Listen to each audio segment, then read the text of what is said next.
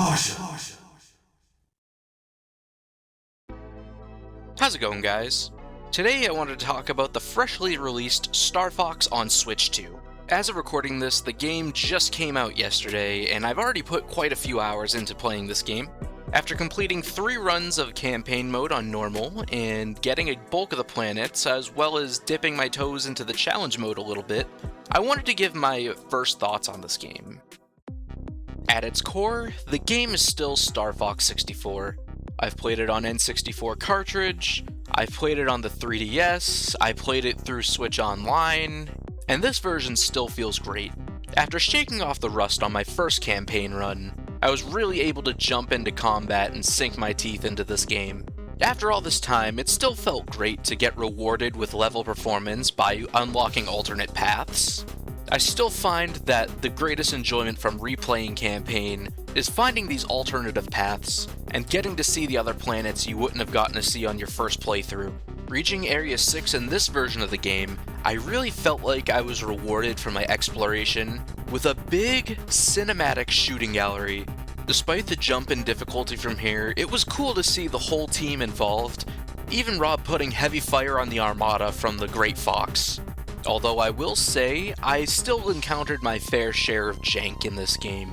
For example, during the Andros fight, I found that my bombs would clip through him instead of going into his mouth, and I would eat unnecessary damage because of it. In facing Gorgon, it felt like my aim was just out of reach to be able to hit his arms. Now I want to jump to something I was really looking forward to when this game got announced: the levels. Bringing this game's levels up to modern fidelity really makes them pop out even more so. While there was nothing wrong with the designs of the previous version's levels, bringing them to their full potential on modern hardware really gives you the scope that you are fighting through a war zone. Playing Corneria alone, I geeked out making the transition into this war-torn city, coming from this beautiful coastal scene that just wasn't possible on old hardware. The dark depths of Aquas feel even eerier in this version, as the only thing lighting your way against the aquatic enemies of the deep is your own missiles, anglerfish, and jellyfish. Sector Y, which may be my favorite level in the game, has this big galactic battle feel, almost similar to watching Revenge of the Sith for the first time and watching that intro battle over Coruscant. And of course there's the epic push into enemy territory going into Area 6. Now if you remember my Switch 2 Year 1 video, which if you don't, feel free to go check it out after this video, but I said that I was looking forward to seeing what they would add to this version of the game. So let's start off with the cinematics that got added to this game's campaign mode. I thought there were some great looking cutscenes in this game, especially all the exterior shots of the Great Fox. Though going into this game, I was expecting a little more expansion on the background of Fox McCloud, or even a little more story on Falco and Slippy's background. Pepe takes a pretty prominent role in the game's prologue, but I think it would have been nice to get a little more backstory out of Fox Team. Speaking of our main 4, having been so used to the character models in the older versions of Star Fox 64 for so long, the redesigns threw me off for a little bit, but I think after all this time of playing, they've finally grown on me. Although Falco still looks a little off for me. I know that the voice acting was a point of contention going into the release of this game, but personally, I feel that it's more of a mixed bag. Fox and Falco were my favorite part of the voice cast. I thought their voice actors did a great job of capturing their competitive chemistry. Hey, who pulled the plug?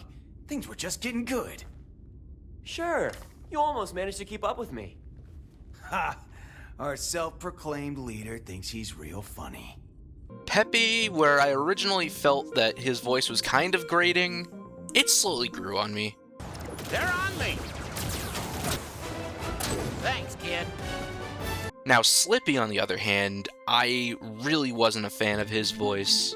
I know it's basically a tradition that Slippy plays the role of annoying younger brother, but this version had an annoying, nasally voice, and it really made it hard for me to want to save him during battle. I've got you covered, Fox.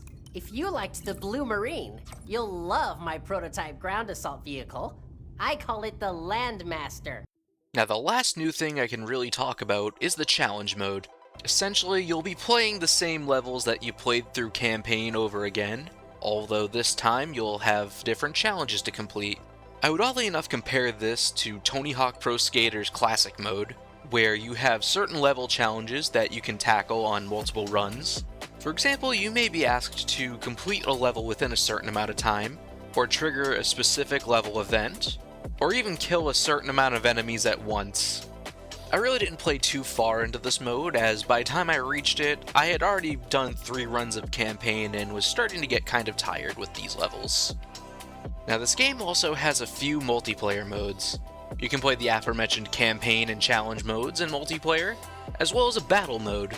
Personally, I don't really intend to play this game in multiplayer, though the option's there if you're looking for it. Now with all this being said and all my praises given out, I still can't help but feel a pang of disappointment with this game.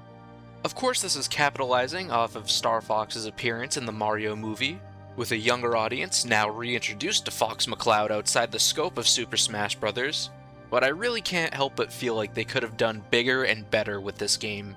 While yes, it's nice that we have Star Fox 64, but bigger and brighter on modern hardware, I feel like we're long overdue for a new Star Fox adventure.